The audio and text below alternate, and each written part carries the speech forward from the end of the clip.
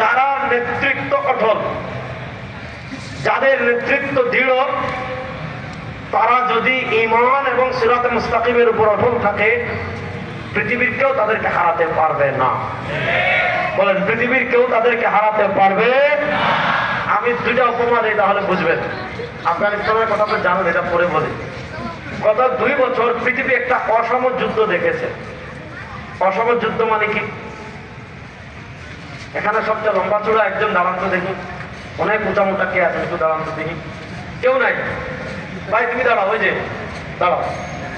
আর দাঁড়াও না, লজ্জা পাচ্ছে। যে কোনো একজন দাঁড়ান, দেখ। বিসমিল্লাহ।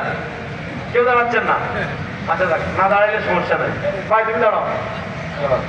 আর তুমি তো আমার সাথেই পারবো না, তুমি দাঁড়াইছো। মাশাআল্লাহ। আপনার নাম কি? মোহাম্মদ ইমরান।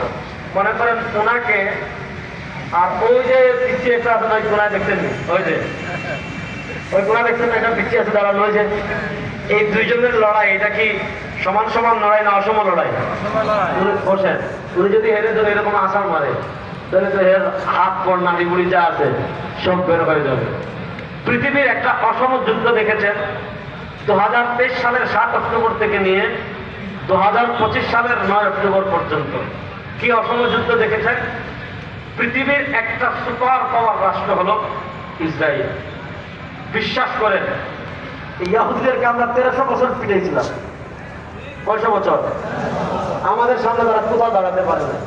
যখনই আমাদের নেতৃত্বে গাদ্দার তৈরি করেছে, তখন থেকে তারা আমাদেরকে মার দেওয়া শুরু করেছে। সামনে সময় আসতেছে, ইনশাআল্লাহ বলেন যুবকরা, জুড়ে বলেন ইনশাআল্লাহ। আমাদের হাত তুলে বলেন ইনশাআল্লাহ। ভাদ্র মাসের কুত্তারে মানুষ যেভাবে পিটায়, সামনে ইসরায়েলের ইহুদিদেরকে ওইভাবে পিটানো হবে। ফিলিস্তিনের যত ফুটা রক্ত ঝরেছে, ইনশাআল্লাহ গাজায় যত ফুটা রক্ত ঝরেছে, ইহুদিদের কলিজা ছিন্ন করে প্রত্যেক ফুটা রক্তের বদলা নেওয়া হবে। ইনশাআল্লাহ বলেন।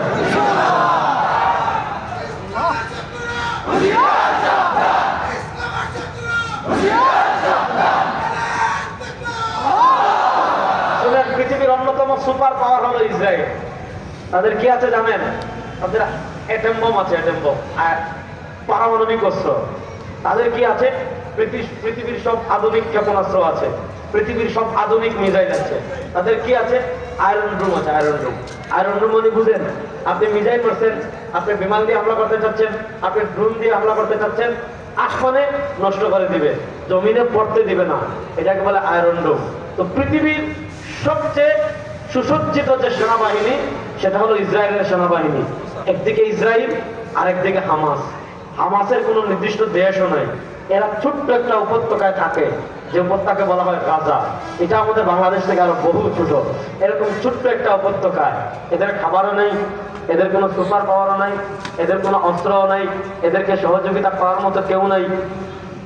এদিকে ইসরায়েল নিজেই সুপার পাওয়ার, আবার তাদের পক্ষে আরেক সুপার পাওয়ার আছে, যেটার নাম হলো আমেরিকা, ডোনাল্ড ট্রাম্প।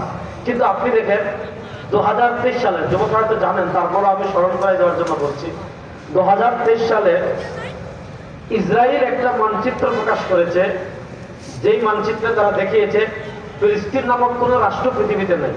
অর্থাৎ তারা এমন একটা মানচিত্র প্রকাশ করেছে, যে মানচিত্র দ্বারা তারা পৃথিবীকে মেসেজ দিয়েছে যে পুরা ফিলিস্তিন আমরা দখল করে ফেলবো, গাজা স্টেট দখল করব, পশ্চিম তীর দখল করব, রামাল্লাহ দখল করব, ফিলিস্তিন রাষ্ট্রের অস্তিত্বই রাখবো না, পুরা ফিলিস্তিন আমরা দখল করে নেব। একটা জিনিস বুঝেন, মনে করেন শাহে প্রতাপে, ভালো করে বুঝেন, শাহে প্রতাপে আপনার একটা জায়গা আছে, যে জায়গার রেজিস্ট্রি আপনার, দাগ আপনার, বর্ষা আপনার, কতিয়া আপনার, তাহলে এই জায়গার মালিক আপনি না? অবশ্যই আপনি।